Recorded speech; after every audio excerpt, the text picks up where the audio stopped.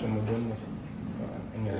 Yun nga eh, kasi ang alam ko sa rules, pagka successful yung challenge mo, kung ano yung pinakahuling incident or action, doon mo pagbabasihan yung possession.